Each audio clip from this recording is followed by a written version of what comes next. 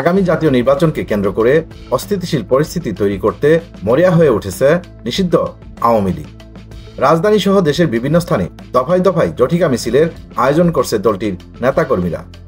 আর এই মিছিলে অংশগ্রহণকারীদের দলীয় পক্ষ থেকে দেওয়া হচ্ছে ৫,০০০ করে টাকা।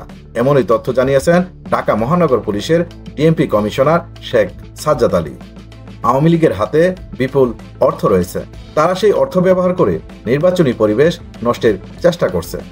আমাদের পুলিশ সদস্যদের সর্বোচ্চ সতর্ক থাকতে হবে, কোনোভাবেই যেন এই ধরনের উস্কানিমূলক কর্মকাণ্ডে কেউ জড়িয়ে না পড়ে। তিনি আরও যোগ করেন, জটিকা মিছিলে অংশগ্রহণকারী গ্রেপ্তার হওয়া কয়েকজন নেতাকর্মী স্বীকারোক্তিতে জানিয়েছে প্রত্যেক অংশগ্রহণকারীকে ৫,০০০ করে টাকা দেওয়া হচ্ছিল। এই তথ্য আমরা যাচাই বাছাই করছি।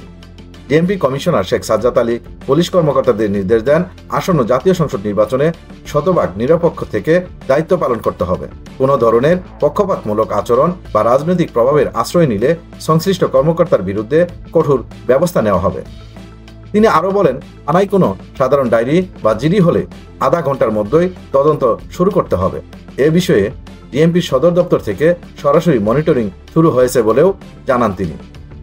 নিষিদ্ধ আওয়ামী লীগ ও সহযোগী সংগঠনগুলোর উপর নজরদারি বাড়ানোর আহ্বান জানিয়ে কমিশনার বলেন, সম্প্রতি জটিকা মিছিলের প্রস্তুতির সময় ২৪৪ জন নেতাকর্মীকে গ্রেপ্তারের পর এই কার্যক্রম কিছুটা কমে এলেও তৎপরতা কিন্তু থেমে নেই। সূত্র জানায়, বিদেশে অবস্থানরত কিছু সাবেক আওয়ামী লীগ ও ছাত্রলীগ নেতারা সামাজিক মাধ্যমে এই তৎপরতা চালিয়ে যাচ্ছেন। তাদের কর্মকাণ্ড নিয়েও নজরদারি চালানো হচ্ছে। ডিএমপি কমিশনারের স্পষ্ট বার্তা, রাজধানীতে কেউ বিশৃঙ্খলা সৃষ্টি করলে বা নির্বাচনী পরিবেশ নষ্ট করতে চাইলেই আইন শৃঙ্খলা রক্ষাকারী বাহিনী সর্বোচ্চ কঠোর পদক্ষেপ নেবে।